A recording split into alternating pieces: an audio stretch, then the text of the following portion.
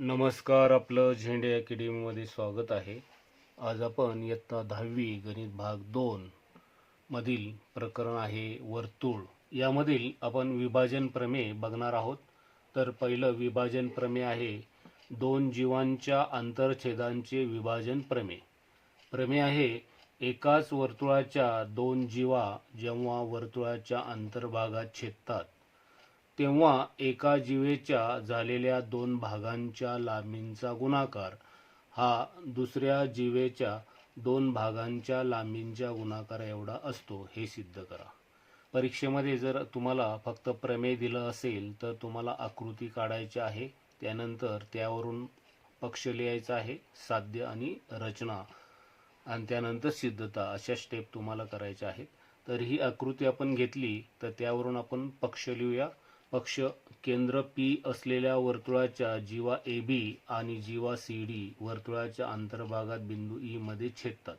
इथे जीवा AB घेतलेली आहे आणि जीवा CD या दोघे E ह्या बिंदूमध्ये छेदतात आणि P हा वर्तुळाचा केंद्र आहे. तर साध्य आहे AE गुणिले EB. तर ही जी पहिली जीवा आहे तिचे जे दोन भाग आहेत AE आणि EB यांचा गुणाकार आपल्याला दुसऱ्या जीवेच्या दोन भागा इतका दाखवायचा आहे. म्हणजेच AE गुणिले EB बरोबर EC गुणिले ED. अशा प्रकारे हे साध्य आहे. तर आपल्याला यामध्ये एक रचना करायची आहे. रेख AC आणि रेख BD काढली. हा AC आणि BD आपण हा जोडलेला आहे. ही आपण रचना करणार आहोत. सिद्धतेचे पॉइंट्स आहेत. जर आपण AC आणि BD हे जर जोडले, ही रचना केली, तर इथे दोन त्रिकोण तयार होतात.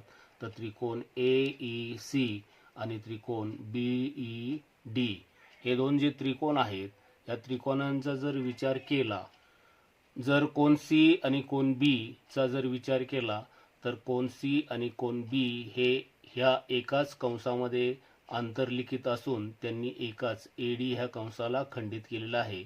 जर एकाच कंसामध्ये आंतरलिखित कोण असतील तर कोण C आणि कोण B हे एकरूप असणार आहेत. त्याचप्रमाणे जर A आणि D चा विचार केला तर A च्या समोर BC कंस येतो आणि D च्या समोर सुद्धा BC कंस येतो.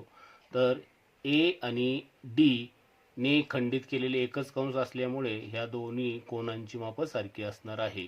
आणि ह्या ठिकाणी AEC आणि BED हे एकमेकांचे विरुद्ध कोण आहेत. त्रिकोण AEC आणि त्रिकोण BED चे आपण जर तिन्ही कोण एकरूप दाखवले तर इथे को म्हणजे तीन कोणांच्या कसोटीनुसार हे दोन त्रिकोण समरूप होतील आणि समरूप त्रिकोणाच्या बाजू प्रमाणात असतात. त्यावरून मग हे आपल्याला साध्य मिळू शकतं. या सिद्धतेचे हे पॉइंट्स आहेत. हे पॉइंट्स व्यवस्थित लक्षात ठेवा. तर आपण आता म्हणूया सिद्धता.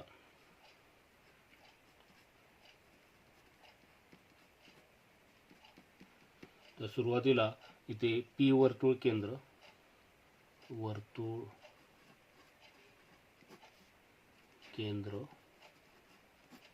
P, त्यामध्ये ह्या जीवा आहेत. तर आपण डायरेक्ट आता त्रिकोणांचा उल्लेख करूया. कोणते दोन त्रिकोण घेणार आहे तर त्रिकोण AEC, त्रिकोण AEC आणि त्रिकोण BED.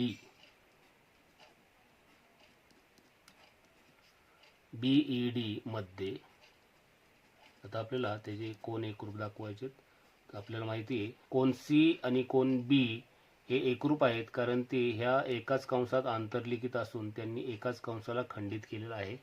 तर इथे डायरेक्ट आपण लिहू शकतो. तर कोण ACE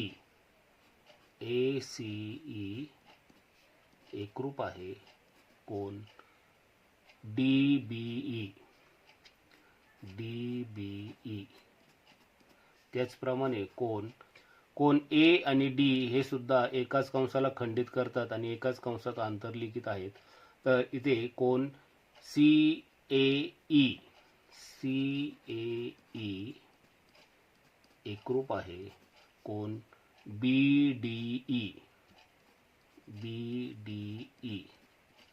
या दोघांना मिळून आपण एकच कारण देणार आहोत की एकाच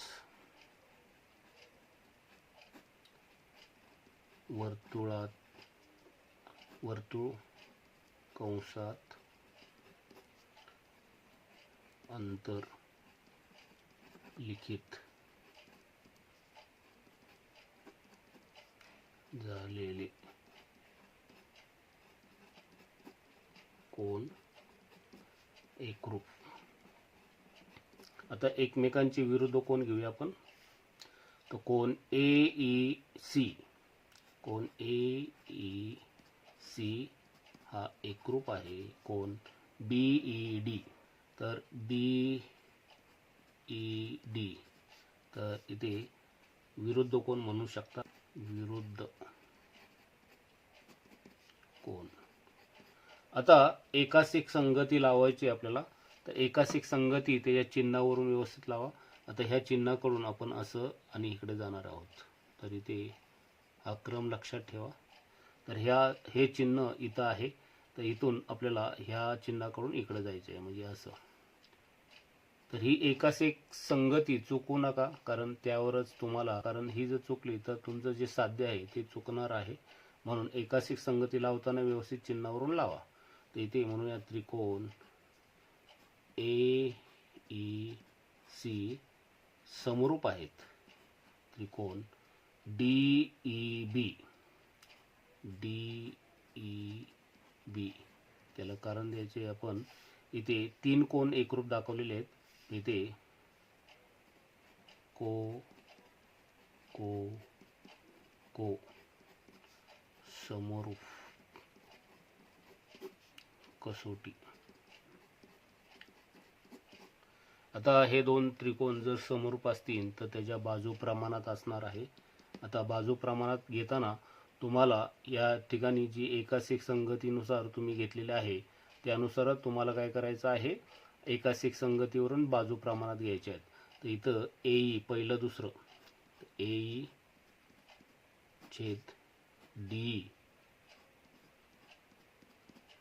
बरोबर EC दुसरं तिसरं, EC इथलं दुसरं तिसरं EB, त्यानंतर पहिलं तिसरं AC यातलं पहिलं तिसरं DB. तर समरूप त्रिकोणाच्या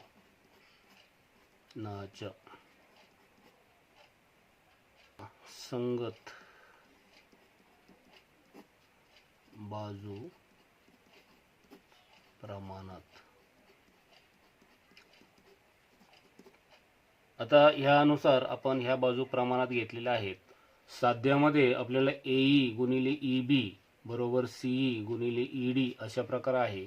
आता साध्यामध्ये जर पाहिलं तुम्ही तर त्या सर्व ठिकाणी E हे अक्षर आलेलं आहे. तर E हे जे अक्षर आहे, E अक्षर ज्या बाजूंमध्ये आलेलं आहे त्या बाजू आपण घेतलेल्या आहेत, ते गुणोत्तर घेतलेलं आहे. तर हे 2 पहिले गुणोत्तर घ्यावं लागेल, कारण ह्यामध्ये E नाही आहे. आता ह्यामध्ये तिरकस जर गुणाकार केला आपण तर इथं AE गुणिले EB बरोबर EC गुणिले DE. आणि या प्रकारे तुम्हाला जे साध्यामध्ये होतं ते इथं आलेलं आहे. तर साध्य आहे तसं परत लिहा. AE गुणिले EB बरोबर CE गुणिले ED आणि हे सिद्ध.